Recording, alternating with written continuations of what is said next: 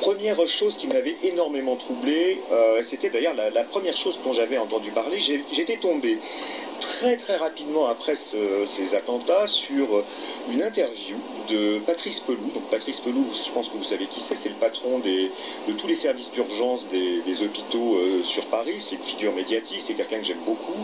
Et Patrice Pelloux avait déclaré qu'il avait été extrêmement étonné parce que le matin même du 13 novembre, c'est-à-dire le jour des attentats de Paris, du Bataclan, pour la première fois de sa carrière, il avait été, lui et tous ses collègues des services des hôpitaux, convoqués à une réunion formation, on va dire théorique, sur, voilà, il se passe quelque chose de grave, et on va vous faire un exercice de coordination de tous les services d'urgence afin qu'on puisse supposons qu'il y ait plein de victimes, les dispatcher dans les différents hôpitaux. Voilà, et que vous sachiez travailler en collectif.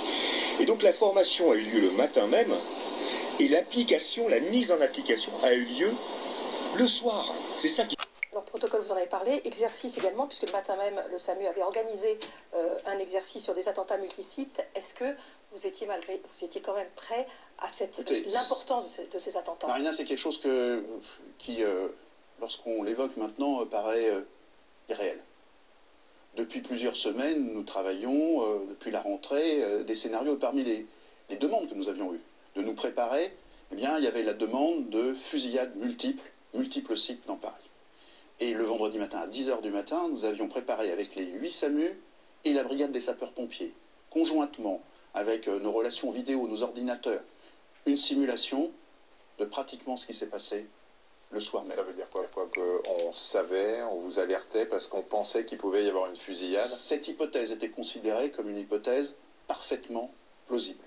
Et donc, on nous avait demandé clairement de nous préparer à ce type de situation. C'est ce que nous avons fait depuis de nombreux mois. Bonjour à tous. Bon, dans la vidéo, vous avez une petite image, c'est des victimes du Bataclan. Parce qu'on parle beaucoup des victimes, mais on ne met pas de visage sur ces victimes. Là, je vous fais montrer la vidéo pour vous faire montrer quelques visages des victimes qu'il y a eu au Bataclan.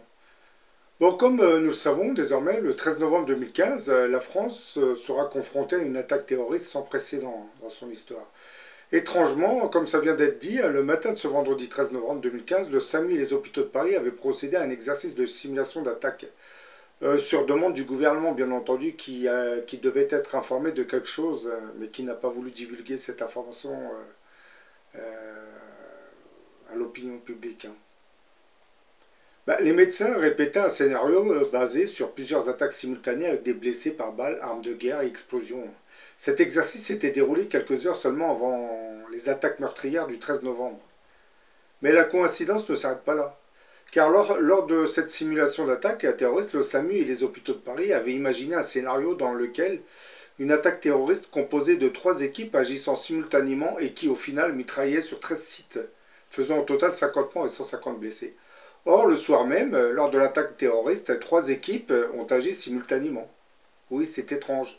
La première au Stade de France, la deuxième mitraillait les cafés dans le 11e arrondissement et la troisième fonçait sur le Bataclan. La simulation d'attaque terroriste réalisée par le SAMU de France et les hôpitaux de Paris avait commencé dès la matinée du vendredi 13, avec un exercice de simulation préparation programmé depuis plusieurs mois. Le gouvernement français avait-il reçu des informations qu'il n'aurait pas voulu divulguer à cause de la source, qui aurait bien pu provenir de notre futur, voire de la Providence. C'est peut-être la raison qui expliquerait pourquoi ils n'ont pas voulu trop dire qui les informait de ce qui allait se passer. Oui, étant un gouvernement laïque, ils ne vont pas commencer à parler de la providence divine non plus. Comment s'était déroulée cette simulation d'attaque terroriste réalisée le matin même du vendredi 13 novembre 2015? Tout avait commencé à 9h12, comme pour se finir à 11h40. Précise le docteur Poirot, qui jouait alors le rôle d'observateur. Nous étions une petite cinquantaine, comme il l'explique, une partie dans la salle de crise du SAMU de Paris, à Necker, et l'autre partie dans les locaux de la brigade des sapeurs-pompiers de Paris, à la caserne de Champéret. Durant 2 h 30, tous ces spécialistes ont sur la table travaillé en temps réel sur un scénario élaboré par le docteur Michel Naon du SAMU de Paris et qui sera complété par le professeur Carly, médecin-chef. Il s'agissait, comme je viens de le dire ce matin-là, d'une attaque terroriste composée de 3 équipes agissant simultanément. En pratique, il fallait recueillir et suivre la progression géographique des appels téléphoniques des personnes témoins et des forces de l'ordre. Organiser l'envoi des équipes urgentistes sur les différents sites, décider en temps réel des soins à dispenser sur place et des transferts en extrême urgence, gérer la répartition des transferts dans les différents établissements hospitaliers. Le tout en ne sachant jamais quand les attentats cesseront ni combien de blessés seront à prendre en charge. 12 heures plus tard, comme vous le savez, les attentats provoqueront la mort de 129 personnes et plus de 352 blessés. C'est quand même étrange, on a l'impression qu'on a fait une simulation dès le matin pour nous préparer à cette attaque du soir. Donc je me pose toujours cette question. Bon, certains vont se dire le gouvernement savait quelque chose mais il n'a pas voulu en parler. Mais bon, j'ai une autre hypothèse. Bon, pour ceux qui sont athées, ça va être très dur de leur expliquer, mais probablement que la Providence savait ce qui allait se passer, donc elle a stimulé le gouvernement français pour qu'il fasse cette simulation d'attaque, pour qu'il soit prêt à soigner les blessés dans la soirée, puisque le gouvernement, lorsqu'il a fait cette simulation, ne savait pas qu'une attaque aurait lieu. Mais la Providence, elle, le savait. Et quand je dis que le gouvernement ne savait pas, je pense qu'ils avaient des informations bien étranges. Oui, c'est peut-être qu'ils ont reçu des informations en parabole, sous la forme de parabole, donc ils n'ont pas très bien compris. Probablement que certaines personnes se seraient amusées à leur envoyer des images ou des photos du World Trade Center et de certaines prédictions de catastrophes naturelles, comme par exemple le Titanic. Vous savez que le Titanic a coulé en 1912 et 14 ans plus tôt, un écrivain avait écrit un roman qu'il avait intitulé Le Titan. Et ce roman expliquait clairement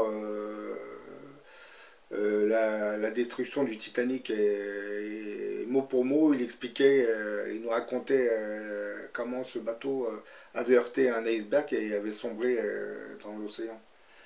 Mais il y a aussi un autre roman qui a été écrit par, je ne me souviens plus de la personne, qui lui parlait d'une attaque simultanée, faite simultanément par plusieurs équipes, un vendredi 13. C'était sorti dans un roman qui avait été publié une année plus tôt. C'est un peu comme le World Trade Center. Vous savez, le World Trade Center, il y a eu plusieurs, pas des prophéties, mais bon, par exemple, 3 mois avant, vous avez le groupe The Coup avait sorti une pochette de disque où on voyait les 2 tours et une explosion sur l'une des tours. Bon, après le World Trade Center, cette pochette avait été retirée, mais bon, il faut comprendre qu'elle avait été faite bien avant. Donc il faut croire que certaines forces occultes connaissent l'avenir et inspirent nos cinéastes ou nos dessinateurs. Parce que le dessinateur qui a fait la pochette du livre, lui, ne savait pas que 2 mois plus tard, le World Trade Center allait subir une attaque terroriste. Sauf que je parle des forces occultes qui l'ont inspiré, eux connaissent très bien l'avenir, le futur. Donc eux peuvent transmettre des informations en inspirant les artistes. Pour ce qui est du 13 novembre 2015, l'inspiration était venue par l'intermédiaire de cette simulation du SAMU le matin. Donc la Providence avait préparé le gouvernement français à l'éventualité de l'attaque terroriste qui s'était déroulée le soir même. Et quant à l'attaque au Stade de France, elle avait échoué, mais bon, certains vont dire c'est miraculeux. Oui, c'est un miracle. Parce que je pense que la Providence était intervenue pour qu'il y ait beaucoup moins de morts. Je pense. Bon, je vous dis à la prochaine pour une autre vidéo.